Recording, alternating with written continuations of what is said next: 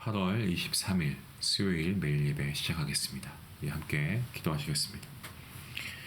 거룩하신 하나님 아버지, 오늘도 하나님께서 매일 예배를 통하여서 하나님의 말씀의 은혜로 우리를 초청하여 주시니 감사합니다.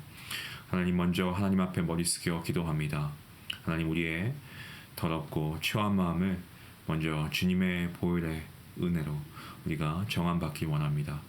하나님의 말씀 앞에 나아갈 때 우리의 마음이 먼저 거룩함으로 하나님의 말씀을 기대할 수 있는 심령들 될 수 있도록 하나님 함께 해 주시옵소서. 그리고 오직 하나님의 영으로 충만케 허락하여 주시기를 간절히 기도합니다. 주님, 하나님을 사랑하고 말씀에 복종하기 위한 우리의 마음들 더욱더 충만할 수 있길 원합니다. 죄가 또한 유혹이 우리의 삶에 있을지라도 우리가 이런 것을 멀리할 수 있도록 허락하여 주시고, 또 우리 안에 복음을 우리가 소유했기 때문에, 우리가 복음을 이미 받았기 때문에 이 복음 가운데서 때로는 우리가 환난과 시험이 있을지라도 이러한 믿음의 환난과 시련 우리가 잘 참고 인내할 수 있는 귀한 믿음도 허락해 주시기를 또한 간절히 기도합니다. 특별히 우리 사랑하는 우리 모든 성도들에게 주님께서 말씀을 통한 믿음과 그 복음의 능력을 더하셔서 오늘도 우리에게 맡겨주신 그 삶의 자리에서 주님께서 주신 그 소명들을 감당할 수 있도록, 또 그 일을 잘 하나님께 은혜를 구함으로 우리가 기도하며 나아갈 수 있도록 하나님께서 한 분 한 분 가운데 내가 너와 함께 한다라는 확신을 주시고, 그 말씀을 통한 하나님의 놀라우신 은혜와 축복이 삶을 충만케 허락하여 주시옵소서. 오늘 하루도 하나님과 같이 생각하고 하나님과 같이 걸어갈 수 있는 우리 모두가 될 수 있기 원합니다. 귀한 주님의 모든 거룩한 백성들이 될 수 있기를 다시 한번 간절히 기도하며 이 모든 말씀 예수님의 이름으로 기도합니다. 아멘. 찬송가 488장 함께 하시겠습니다.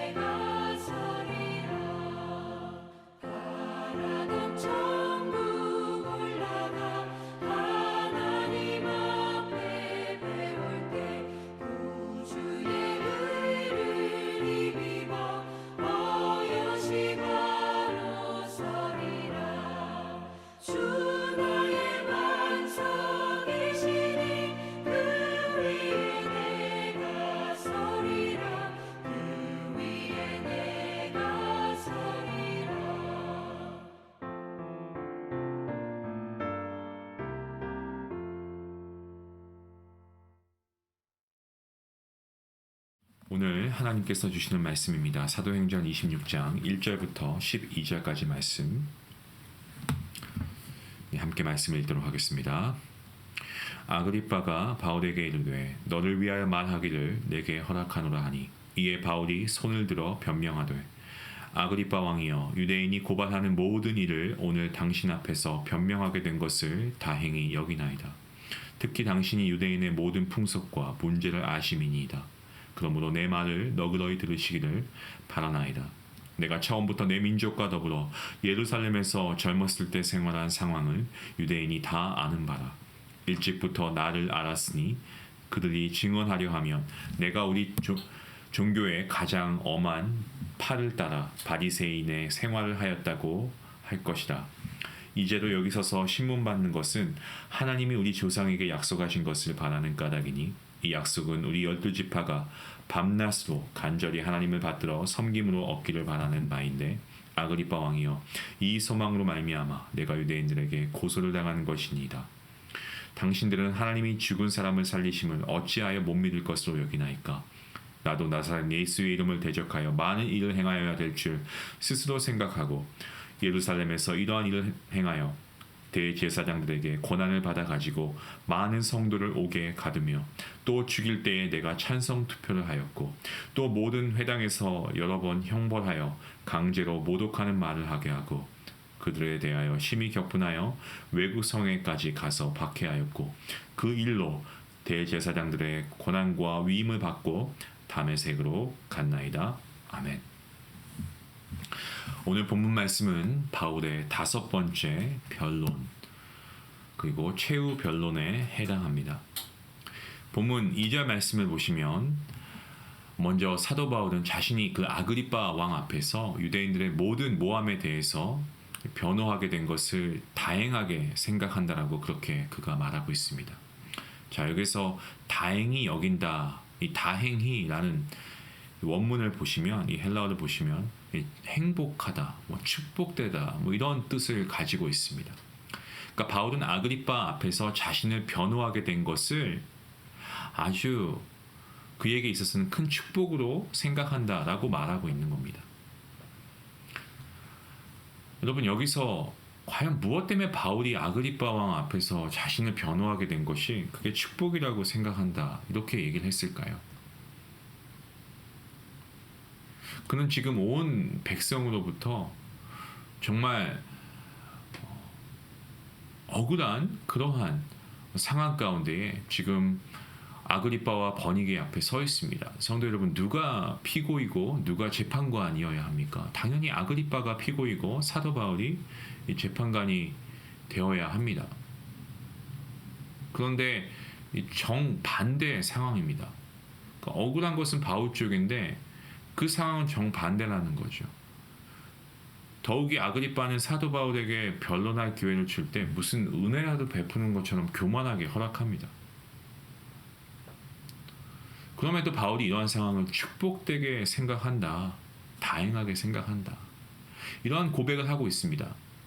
그것은 아그리빠에게 복음을 전할 수 있는 기회가 되었기 때문에 그런 겁니다.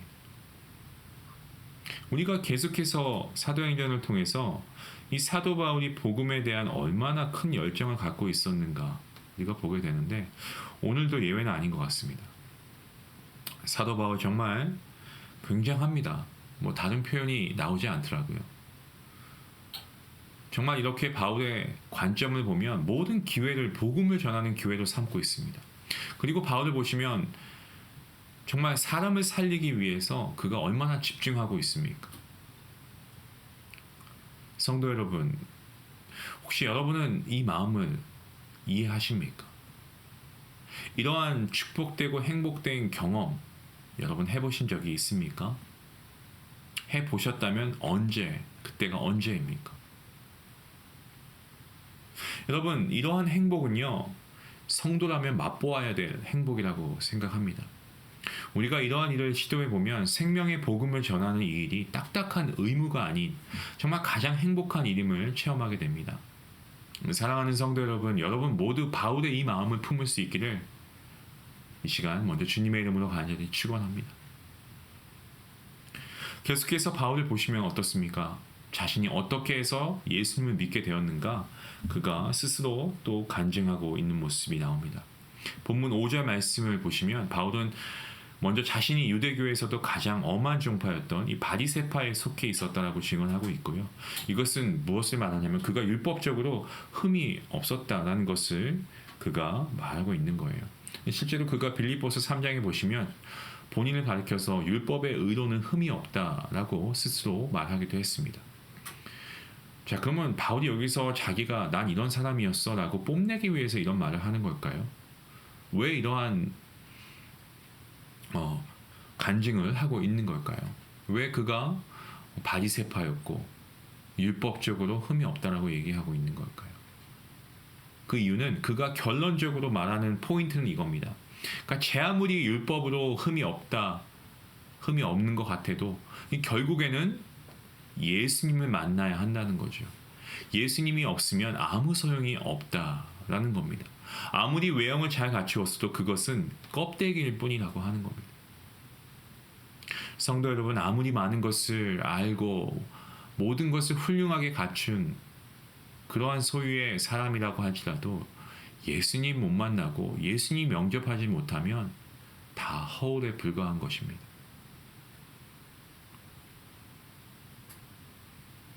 예수님의 그 마음, 우리가 예수님을 정말 영적으로 우리가 인격적으로 우리가 정말 만나지 못하면 여러분 그 어떤 것도 우리에게는 다 의미 없는 존재가 되어버리고 맙니다. 성도로서 예수님의 정신으로 우리가 단단히 무장하지 못하고 있다면 어떤 의미도 없습니다. 오히려 잘 갖추었다는 그것이 자신은 물론이고 우리의 삶 가운데 부정적으로 작용될 수가 있습니다. 좀 넓게 봐서 우리의 사회도 부정적인 영향을 받을 수가 있어요. 솔직히 우리 사회를 보면 어떻습니까? 많이 배우지 못해서 문제라기보다는 높은 위치에 올라서지 못해서 문제라고 보기보다는 높은 지위에 있는 사람들 중에 부정부패하는 그러한 사람들의 모습을 보면서 여러분 어떠한 마음이 드십니까? 만약 그들 마음속에 예수님이 계신다면 어떨까? 저는 이런 생각이 들었습니다. 그들 마음 가운데 정말 그들 안에 예수님의 가르침이 있고 예수님의 말씀을 통한 그들의 판단의 기준이 있다면 어땠을까? 만약 그러면 오늘날과 같은 이러한 사회적 혼란이 야기가 되었겠는가? 정말 세상의 높은 지위의 자리에서 아무런 죄의식 없이 사회에 해를 끼치는 그러한 범죄, 과연 그들 마음속에 예수님이 계시다면 그러한 범죄를 자행했겠습니까? 성도 여러분, 여기서 가장 중요한 포인트는 과연 그들에게 예수님이 계시는가 계시지 않는가, 바로 여기에 달려 있습니다. 하나님의 말씀, 예수님의 가르침이 그들 삶의 기준이었다고 한다면 그 사람의 인생은 모두를 위하는 선한 인생이 될 것입니다. 복음에 영향력을 끼칠 수 있는 사람이 될 것입니다. 성경을 보시면 창녀도 예수님을 만난 후에는 가장 가치 있는 인생이 되었고요. 세리도 하나님 나라의 위대한 일꾼이 되었습니다. 예수님을 만난 후에 말입니다. 또한 정말 하는 거라고는, 할 수 있는 거라고는 낚시밖에 없었는데, 물고기 잡는 것밖에 없었는데, 그러한 한 인물에게 주님이 찾아가시죠. 갈릴리의 어부 시몬이 한 번의 설교로 이 3,000명의 사람을 변화시키는 그런 교회의 반석 같은 베드로가 되었습니다. 주님을 만난 이후에 말입니다. 그리고 우리가 사도행전을 통해서 만나고 있는 한 인물, 그리스도인을 핍박하던 사울이 위대한 복음의 전도자, 복음의 사도가 되었습니다. 이렇게 예수님을 만나고 예수님을 나의 구주로 영접하고 예수님의 말씀과 가르침으로 무장하게 되면 그의 인생 자체가 복의 통로가 되고 가정과 사회와 지역과 국가에도 선한 복음을 통한 선한 영향력을 주게 되는 사람이 될 수 있습니다. 그러므로 성도 여러분, 이제라도 우리의 자녀에게, 우리의 다음 세대에게 세상의 지식을 가르치기 이전에 더 이상 지체하지 마시고 여러분 예수님을 가르치시기 바랍니다. 그러기 위해서는 어떻게 해야 될까요? 그 자녀, 다음 세대를 가르치기 전에 내가 먼저 나부터가 예수님으로 무장해야 되겠죠. 예수님의 말씀으로 충만해야 되겠죠. 그렇게 할 때에 성경에 담겨있는 그 하나님의 놀라우신 은혜와 사랑, 그 영광이 여러분의 삶 가운데, 또한 우리가 복음을 함께 나누는 우리의 자녀 가운데, 다음 세대의 삶 가운데서도 증명되어지는 줄로 믿습니다. 이제 바울은 본문 9절부터 12절 말씀에서 특히 자신이 회심하기 전에 지은 죄에 대해서 고백하고 있습니다. 이것은 22장 말씀이었죠. 거기에 이은 두 번째 고백입니다. 9장에서 다메섹 도상에서의 사건 기록까지 합하면 이 세 번째라고도 할 수 있습니다. 그런데 왜 바울은 이렇게 본인에게 또한 남들에게까지도 이러한 자기의 과거를 얘기하면서 왜 부끄럽게 그지없는 자기가 범했던 범죄 사실을 계속 반복해서 고백하고 있을까요? 또 사도행전의 저자인 누가는 왜 굳이 이것을 세 번이나 계속해서 이렇게 거듭해서 기록하고 있는 것일까요? 이유는 분명합니다. 그것은 바로 자신의 죄에 대한 솔직한 고백은 고백하는 그 사람의 영혼을 소생시키는 놀라운 힘이 있기 때문입니다. 성도 여러분, 사람이 죄를 짓고 은밀하게 숨기면 마음이 편하겠습니까? 들통은 안 났을지라도 그 마음이 편하겠습니까? 죄를 숨겼기 때문에 그 마음에 기쁨이 있을까요? 죄를 숨기면 보이지 않는 곳에 그 영혼이 계속 병들어갑니다.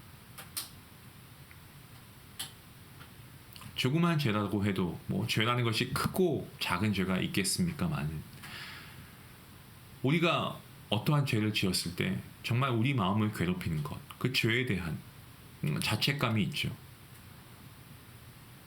그리고 죄를 숨기기 위해 우리가 계속해서 또 다른 거짓말을 해야 되고 더 많은 죄를 짓게 되고, 그래서 마음은 더욱 괴로워질 것입니다. 때문에 어쩌면 죄가 발각되었을 때 속이 후련하다 이런 표현을 하는 것도 그런 이유에서가 아닐까 생각합니다. 죄는 숨길수록 편한 것이 아니고 자백하고 공개할수록 마음이 편해집니다. 그리고 영적으로 봤을 때 우리의 영혼이 회복될 수 있습니다. 다윗을 보시면 그가 이렇게 고백합니다. 내가 입을 열지 아니할 때에 종일 신음함으로 내 뼈가 쇠하였도다. 주의 손이 주야로 나를 누르시우니 내 진액이 빠져서 여름 가뭄에 마름같이 되었나이다. 라고 시편 32편에서 다윗이 고백합니다. 다윗의 이 마음, 여러분 이해가 되시는 분들이 계실 줄로 압니다. 천하의 모든 것을 가진 왕 아니었겠습니까? 그런데 그런 다윗이라고 해도 일단 죄를 범하고 그것을 숨기려고 하니까 그 마음의 고통, 이루 말할 수가 없었던 겁니다. 하지만 반대로 큰 죄를 지었을지라도 그 죄를 자백하게 되면 어떻습니까? 물론 죄에 대한 죄가를 치러야 할 수도 있습니다. 하지만 그것 때문에 마음이 괴롭습니까? 마음의 괴로움은 거기서 멈추어질 수가 있죠. 하지만 우리가 죄를 그것을 계속 은폐하려고 하고 숨기려고 한다면, 여러분 사실 그러한 마음이 어떤 우리가 부끄럽다고 생각하기 때문에 창피하다고 생각하기 때문에 그럴 수 있는데, 여러분 부끄럽고 창피하고 괴로운 것을 넘어서 여러분 결국 우리의 마음의 평안이 없지 않습니까? 행복하지 않습니다. 다윗도 이러한 괴로움과 고통을 맛보죠. 그리고 나서 그가 시편 32편 5절에서 이렇게 고백합니다. 내가 이르기를 내 허물을 여호와께 자복하리라 하고 주께 내 죄를 아뢰고 내 죄악을 숨기지 아니하였더니 곧 주께서 내 죄의 악을 사하셨나이다. 여러분 이 다윗의 이 마음의 기쁨과 평안, 여러분이 함께 이해할 수 있으면 좋겠습니다. 이 마음의 기쁨과 평안이 여러분에게도 함께 할 수 있기를 간절히 기도합니다. 자기 죄에 대한 솔직한 고백은 죄를 숨기기 때문에 이 죄를 숨김으로써 오는 모든 마음의 고통과 어떤 영혼의 병을, 이 메마름을 치유하는 신기한 능력이 있습니다. 그래서 성경 야고보서 5장에 보시면 서로의 죄를 고백하라라는 그런 가르침의 말씀도 나오지 않습니까? 성경뿐만 아니고 사실 현대 정신의학계에서도 보면 이 마음에 숨긴 죄, 어떤 억압되어 있는 그러한 감정들을 숨김없이 말하게 되면 그렇게 하는 행동을 통해서 이 마음의 병이 나아지는 그러한 결과를 낳는다라는 보고가 있습니다. 성도 여러분 어떻습니까? 우리 주변에 있는 사람들에게, 우리의 믿음의 공동체에게, 우리의 가족의 구성원들에게 혹시 실수하거나 의도치 않더라도 뭔가 그들에게 해를 끼치거나 그런 경우가 있었다면 자기의 실수와 잘못을 인정하고 그들 앞에 우리가 솔직하게 고백한 그러한 적이 있습니까? 아니면 정반대로 자기의 실수와 잘못을 인정하지 못하고 더 많은 죄를 짓고 있지는 않습니까? 무엇보다 성도로서 하나님 앞에 자신의 죄를 아뢰고 계십니까? 이 사랑하는 성도 여러분, 오늘 하나님 앞에 자기의 죄를 먼저 솔직하게 고백할 수 있기를 원합니다. 그 믿음의 결단, 용기의 결단이 있길 원합니다. 우리의 죄가 쌓이지 않기 위해서 정말 매 순간 죄에 대해서 우리가 먼저 경각심을 가지고 있어야 합니다. 그리고 연약한 우리를 붙드시는 긍휼이 풍성하신 하나님 앞에 우리의 죄를 낱낱이 고하심으로, 하나님의 은혜를 구하심으로 죄를 용서받음은 물론이거니와 우리의 영혼까지 회복되는 그러한 놀라운 은혜가 여러분과 여러분의 삶 가운데 가득할 수 있기를 주님의 이름으로 간절히 축원합니다. 기도하시겠습니다. 하나님 아버지 감사합니다. 오늘 말씀을 통해서 사도 바울이 예수님을 만나기 전에 성도들을 핍박하고 죽이기까지 한 그였지만 그가 예수님을 만나고 난 후에는 어떻게 해서든지 간데 한 사람이라도 더 복음을 전하고 더 사랑하고 한 영을 살리는 그 일에 자신의 모든 것을 걸었던 그러한 사람으로 변화된 것을 우리가 다시 한번 보게 됩니다. 하나님, 저희도 정말 예수님을 우리의 가슴 깊이 영접하는 사람이 되었다면 사람을 살리는 자가 되게 허락하여 주시옵소서. 세상에 그리스도의 구원을 전하는 복음의 일꾼, 바로 내가 되게 하여 주시옵소서. 그러한 믿음의 고백이 우리 성도님들의 입 가운데, 입술 가운데 고백되어질 수 있도록 하나님 은혜를 내리워 주시옵소서. 오늘도 우리의 삶의 우선순위가 하나님이 먼저 되게 하시고 오직 하나님 나라와 뜻을 구할 때 우리가 복음으로 아버지 이 삶을 살아갈 때에 하나님께서 우리에게 주시는 그 능력과 그 권세가 오늘도 우리가 이 삶을 살아갈 수 있는 놀라운 힘을 발휘할 수 있는 원동력이 될 줄로 믿습니다. 내게 능력 주시는 주님 안에서, 그 복음 안에서, 말씀 안에서 내가 모든 것을 이기며 승리할 수 있는 우리 모두가 될 수 있음을 고백하며 나아갈 때 하나님, 이 복음의 놀라운 능력과 역사가 오늘 우리의 삶 가운데도 일어날 수 있도록 하나님 함께 하여 주시옵소서. 감사하며 예수님의 이름으로 기도하옵나이다. 아멘. 오늘 말씀 우리가 귀한 도전이 있을 줄로 압니다. 여러분, 우리가 계속해서 이 복음이라고 하는 단어를 계속 듣고 있습니다. 여러분, 어떻게 보면 오늘 말씀도 어제 말씀과 별반 다르게 느껴지지 않을 수도 있습니다. 하지만 여러분, 이 복음이 얼마나 중요하면 이 바울이라고 하는 한 인물이 그의 모든 것을 통하여 이 복음을 전하기 위해 정말 발버둥 치고 있지 않습니까? 여러분, 우리가 정말 바울과 같이 이 복음에 대한 열정만이라도 우리가 소유할 수 있으면 좋겠습니다. 그래서 정말 어찌하든지 간에 한 영혼을 우리가 복음을 전할 수 있는데 사용되는 우리 모두가 될 수 있게 해달라고, 우리가 정말 예수님을 정말 의지하며 이 시간 구원의 전도자로서 살아갈 수 있게 해 주시옵소서. 우리 같이 함께 말씀을 생각하시면서 기도하면 좋겠습니다. 우리 같이 함께 기도하시고요. 또 오늘 말씀 들으신 것처럼 여러분의 안에 있는 죄의 모든 것들을 하나님께 낱낱이 구할 수 있는 귀한 은혜가 있기를 바랍니다. 같이 기도하시겠습니다.